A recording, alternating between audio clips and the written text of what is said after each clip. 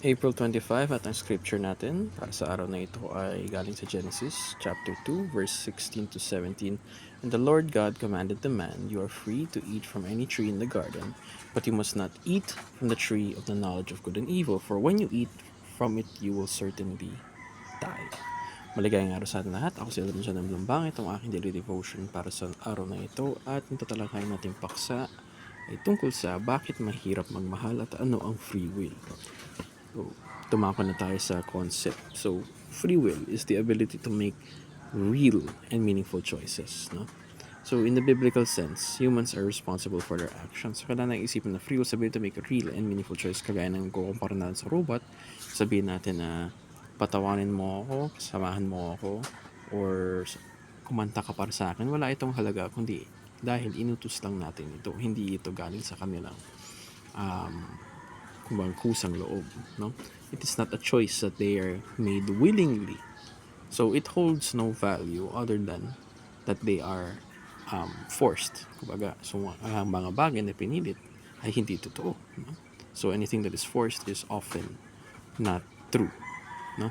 So in the biblical sense, humans are responsible for their actions, so merong accountability.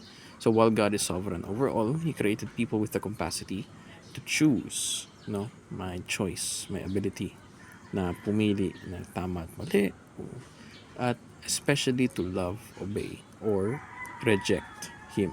So some define free will, the ability to make choices not determined by God, but Scripture teaches that God's sovereignty and human responsibility go together. So, dumaka naman tayo sa teachings, no?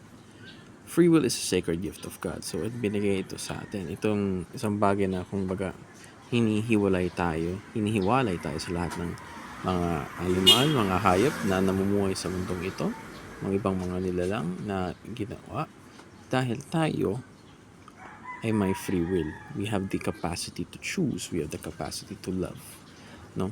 Meron tayong hindi talento kumbaga binigyan tayo ng kapangyarihan na pumili ng anong gusto natin ayon sa ating kalooban, no? So it's a sacred gift of God na tayo lang humahawak na kumbaga dahil doon nagiging masterpiece din tayo maliban sa ginawa tayo in the image of God, no? So free will is a sacred gift na dapat pinahalagaan natin. Pangalawa, free will is either loving or harmful. Kagaya ng sinabi natin kanina, it is choice. So, ang choice, free will, ay ayon sa tao, ayon sa kanilang kalooban, ayon sa kanilang gusto. Maaari nilang magmahal, tumulong, manakit, at iba pa, no? Kaya, free will is either loving or harmful. Which leads us to our last and final teaching. Free will is designed for loving relationships, no? So, can be loving or harmful. But, syempre, it's best to be loving. And paano natin nare-reflect ito sa mga loving relationship? In what way do we represent God pag nagmamahal tayo? O paano ba yung tamang paraan ng pagmahal? Na it is to love in the way as Jesus Christ did to us. So, understanding, willing to go through suffering, no? Hindi naman kailangan laging extreme, no? Sometimes it's the little things in everyday life na nagdadala sa atin, nagpapakita na tayo talaga ay totoong nagmamahal, no? So free will is designed for loving relationships dahil nakakatakot magmahal dahil may free will ang taong gumawa ng mali. At sa isip natin, syempre, dahil free will nga, in the siguro flick of a finger, pwede mang magkamali, pwedeng pumiling hindi ka na mahal, no? That is what is scary about love. So, free will is designed for loving relationships in the sense na patuloy mong pinipili yung taong minamahal mo, patuloy mong pinipili ang Panginoon para mahalin at gawan ng tama, no? So, in that sense, nakikita natin sa kusang loob or ayon sa free will ng isang tao, nagagawa nila ang gusto nila na mahalin ka, tulungan ka, at pakinggan ka, at iba't iba mga bagay na ito yung nagbibigay ng halaga na pinili nila.